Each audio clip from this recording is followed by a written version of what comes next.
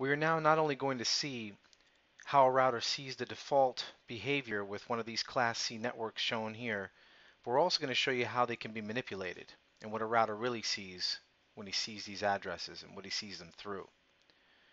We'll use the 192.168.10.0 network as an example. So the 192.168.10.0 network, by default, the router would only see the first 3 octets, 192.168.10, and ignore the fourth. And the fourth octet, which contains 8 bits, would actually contain 256 different combinations, of which 254 of the addresses would be usable. So in looking at the entire example, you see how we have a mess of hosts here, of which I don't even have the entire list of them shown here. But beginning with the 10.1 host as being the first valid and the last valid host being the 192.168.10.254 address, this is entirely too many hosts to put in a single network. Because if someone sends a broadcast in a LAN, as we had shown earlier, that broadcast would be heard by every single device on the local area network, and that would be completely unacceptable. So the goal is to break this up, and this is what we call IP subnetting, or building subnetworks from the major network. So in looking at the 192.168.10.0 network address, a router will always see an address through what is called a mask. And pretty much a mask is a 32-bit number that a router will look through to see the address and see what falls through to find out what the network is. Now, to show you how masks work, I'll start by showing you the bit mask, which here it shows you that the bit mask is pretty much displaying the number of ones in the mask from left to right continuously. So a /24 would have 8 bits underneath the first octet, 8 bits under the second octet, and 8 bits under the third octet, which revealed 24 bits of ones from left to right. Because there's only 24 bits, the remaining bits would be 0. So the router would view the 192.168.10.0 address through a decimal mask of 255.255.255.0. Now in looking at how a router actually performs the math in this procedure, it's really going to perform what is called an ANDing method, which means for every bit that the mask is trying to look at, it will always line up from left to right, for instance the 1 and 1 on the left-hand side there, and if it sees a 1 and a 1, it will yield a 1 on the output, which means if it sees a 1 and a 1, it will yield a 1 on the output. If it were any other combination besides a 1 and a 1, the output would be 0. So displaying this, we see that the 1 and 1 would yield a 1. The 1 and 1 yield up on that second digit would yield a 1. And of course, it would be 0, 0, 0, 0, 0, and 0. Now seeing this through the mask, the 192 seen through that 255 mask, or all ones mask, the only thing the router would actually see would be the address itself, or the 192. In fact, this is a pretty consistent behavior. Whenever you put all ones underneath an address, the address is the only thing the router sees. So looking at the next octet, the router would also see 168 doing the ANDing method, and the next it would see only 10.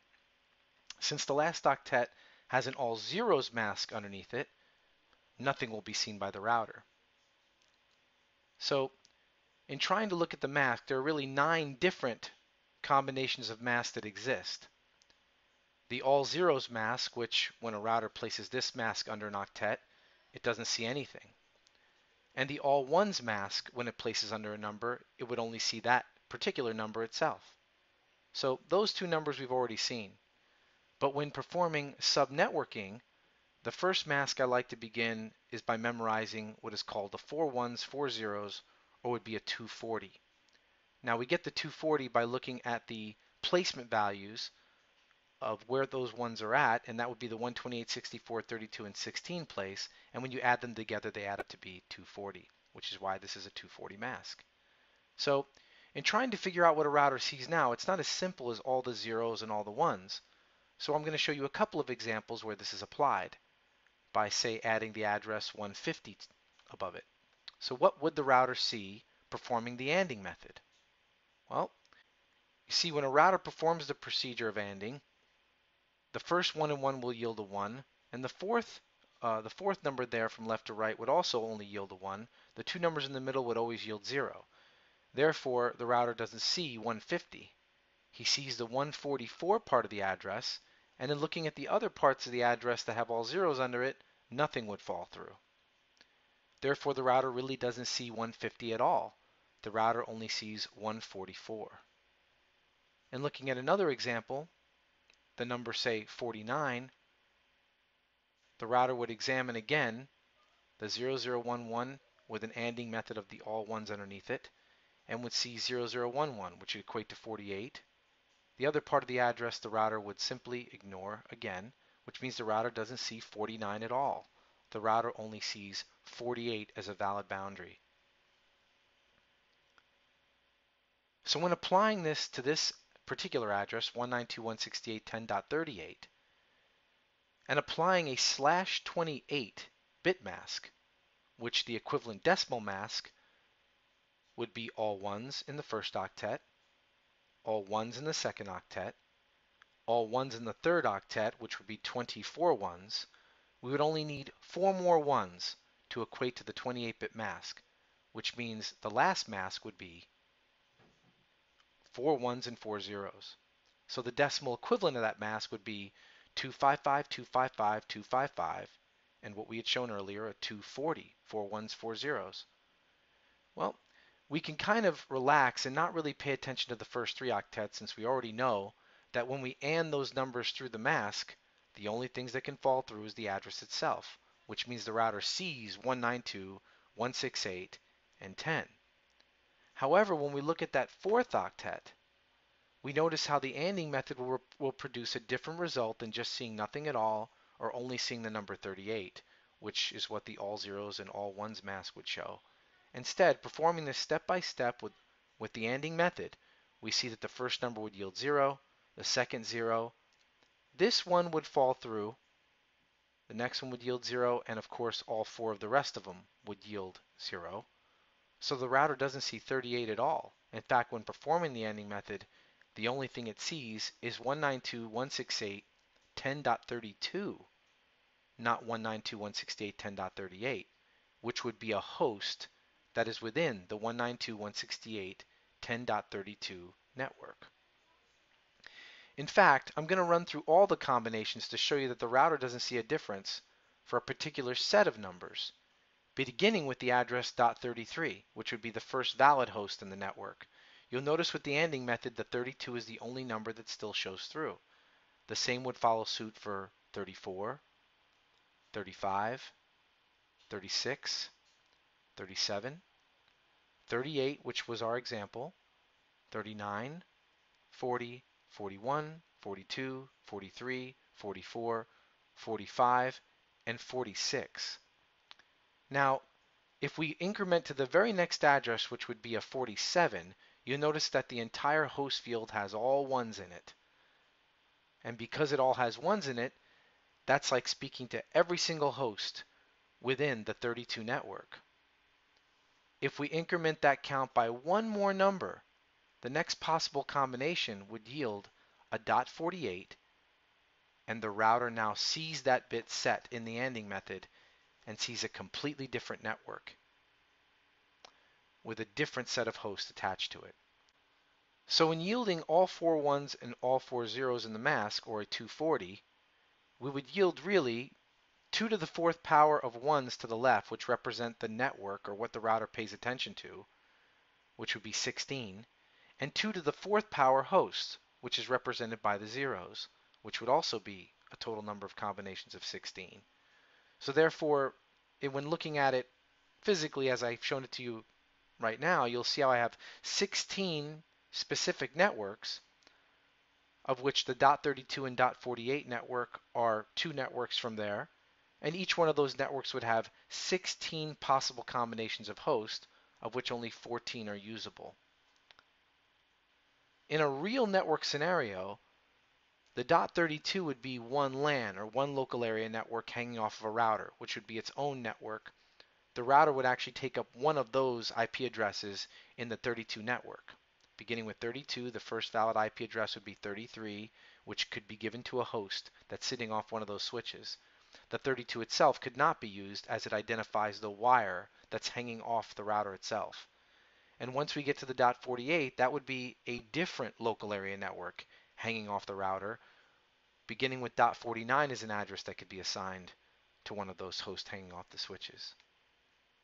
Now that we've seen the 240 mask in action, it's quite easy for us to show the other mask from here, because when memorizing what a 240 is, if you would like to see what the next possible mask could be, it would be a 248, which means you're really only adding the 8 placement value next, and then only adding the 4 placement value next, and then adding the 2 placement value to it, and then finally the 255. So when beginning with the 240 mask, you have 240, 248, 252, 254, and then 255. That's why I have you memorize the 240. It's very easy to remember the other mask from there, because you're only adding 8, 4, 2, 1. So it bears repeating: 240, 248, 252, 254, and 255. So in backfilling the other mask, if we were to look at the combinations beginning with 0 to pad in the rest of those numbers, we would see that 128 is a mask. We would see that 192, which is the 128 and 64 place counted, so that would be a 192 physical number there, represented as a mask. And we also have a 224 mask. So really the mask could be only one of these 9 numbers, which is why I have you memorize the 240, because we've already reviewed a 0 and you really shouldn't have to memorize that. A 128 mask should be readily seen and viewed by you. Once you've seen the 240, the 248, 252, 254, and 255 mask should become quite easy with some repetition. In viewing the 192.168.10.42 address, which is an address, we show you here the binary equivalent of it. We add a bit mask to it, which would of course have 8 ones, 8 ones, 8 ones, and then 4 more ones to make 28 ones from left to right continuously. The remaining bits would be 0. Now, I'll show you the ANDing one more time just to show you what the router would see. And the router wouldn't see 192.168.10.42. He would see 192.168.10.32, right? Because the 32 placement is the only thing that ANDs through, of which .42 is one of the valid hosts in that network. Now, another way of showing it to you, instead of always trying to figure out the ANDing method, because in real life, no one wants to see you AND these numbers every time and break out a subnet calculator. The goal is to find out a real answer here as quickly as possible in the real network world. I'm going to show you a quicker way to come to this number, which would be trying to figure out what the network is, 192.168.10.32. So how would we do this? Well, instead of trying to see how the ANDing worked, I could just take that mask where it's different. Since the 192.168.10 will never change, let's concentrate on that last octet where I have something other than an all ones mask. So I break out that mask and I recognize that as being what? A 240, right? What's interesting about the 240 mask, and as I've explained earlier, is the ones to the left means that there are 16 possible combinations of networks that the router would see. But even more important are the 4 zeros, because it doesn't matter how many networks you create or have, they're all limited by the number of hosts that could be in any one of those networks. In fact, every 16 numbers the router will see a change, because he runs out of hosts, he'll have to start with another network. So every 16 numbers the router will see a change as it is applied to where the mask is placed, which is applied to this 42 number. So if we try to divide up the networks in sets of 16, the closest number we get to when going in sets of 16 beginning with 0 would be 0, 16, 32. The next combination would be a little bit higher than the 42, so he couldn't possibly be there. We are going to look at the closest breakup of 16 that does not go over that number 42, which would be 32. Because if we were to add 16 more, it would be 48, which would be higher than the number. And remember, the goal is always to see how close we get in multiples without going over that number. So you see how we came to the same answer in a different way. So in breaking this out, you'll see how the address that we had just looked at would be in one of these 16 networks, right, which would be the 2 to the 4th power ones. But more importantly, each one of those rooms is limited by 16 hosts apiece, of which only 14 are valid. So that particular host belonged to the 10.32 room, which would be addressed 192.168.10.42, which is a valid host within that network. So using a different example, 192.168.10.13, I'm going to open this up a little bit more and show you more through repetition, and also show you all the answers that are possible that you could see, say, on an exam, or that you would have to know with real networking skills. So here we see 192.168.10.13 in binary. We add a bit mask of 30 bits. I'll give you 1 second to decide what that true decimal equivalent mask would be underneath it through the same technique of adding ones, 8 ones, 8 ones. There's 24 ones, which means we need 6 more ones, which would yield only 2 zeros on the end. So like I said, ignore the first 3 octets since they will not change. Pay attention only to the 4th octet. Therefore, the decimal mask would be 255, 255, 255, 252. 2 to the 2nd power host, so we are in sets of 4, applied to that 13. So how close do we get to the number 13 in sets of 4 without going over? And the answer is the 13 address would belong to the .12 network, which would be the network number or the number on the room or block. Now, the first valid host within that room would be .13. That's the very first address you can use to apply to a computer that's hanging off a switch inside that network. And in trying to find out what the last valid and the broadcast address would be, which would round out the last 2 numbers we're trying to find, we would just increment another set of 4 just to know what that boundary is. The next possible combination or network would be .16. Okay, so if I wanted to know what the broadcast for the .12 network would be, it would always be the very last address within that network, which would of course be 1 number less than .16, which would be 192.168.10.15. If we were to see 10.15, that would be all ones value in the host field. So that would be like speaking to every single host. And the last valid host would be 1 less number than that, which would be the .14. Therefore, with a /30, you can see how we only have 2 valid hosts, but we have 4 hosts complete in that network. Showing this again with a different number, I'll show you how we apply the same technique regardless of the class. So if that's a 172, we know that that's a class B, which means you can't touch the first 2 octets. First 2 octets will be reserved. So remember, the default mask would be 255-255-00, or a 16-bit mask.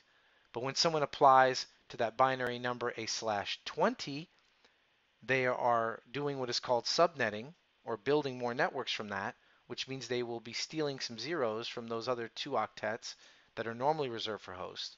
So let's look at the binary equivalent of this, and you'll notice there's 8 ones and 8 ones, which was the default, and there's 16 ones, which means we need 4 more ones. And in trying to add 4 more ones, the next mask would be our magical 4 ones, 4 zeros. And because you've broken suit from how it's normally done, you no longer have all ones, the remaining bits must be 0. So in trying to apply what we've learned so far, our point of attention will be to that 3rd octet from the left, not the 4th octet as we had been using in other examples. Because as we know, if you apply all zeros underneath an address as a mask, nothing falls through. However, that 4 ones, 4 zeros, the router will not see 188 there. He'll see something different. So in looking at it, if we have 4 ones and 4 zeros, we still haven't changed our mind. 4 ones and 4 zeros still has 4 zeros on the end, which means we're in sets of 16 or 16 different combinations. So our goal is to find the closest boundary in sets of 16 to 188 as we can. Now normally I would say, to start with 0, 16, 32, but that could be very arduous, very time consuming. So we would use our patterns, and we already have, 2, 4, 8, 16, 32, 64, and 128 that we learned in binary a long time ago. But we also learned some more combinations through the masks. 128 happens to also be a mask value. 192 is a mask value. 224 is a mask value. 240 is a mask value. 248 is a mask value. So we can use those patterns as well. So what number do we come to closest to with 188? Well, we know that 192 comes awful close to that number, which happens to be one of our patterns. However, 192 is too high. It's a little bit higher than 188, so we have to actually move back one more set of 16 from 192 using simple addition and simple subtraction. So in this case, we have a 192, which would be close to that all the numbers would divide into, and 16 most certainly divides into evenly. But take the number 192, subtract 16 from it, and you end up with 176 in that third octet. Therefore, the network number that the 172.16.188.20 host belongs to would be the 172.16.176.0 network. The first valid host for that network would be 176.1 for the last two octets.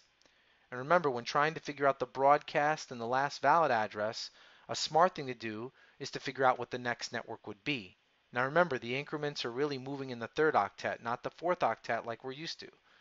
So beginning with 176, if we were to add another multiple of 16, the next network would be 172.16.192.0, which means the broadcast for the 172.16.176.0 network would be 172.16.191.255, which is technically one number less than 172.16.192.0.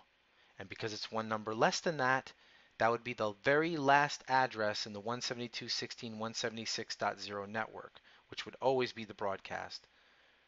So in trying to find out what the last valid host in that network would be, you would take one less number than that, which would be 172.16.191.254, which is the last valid host.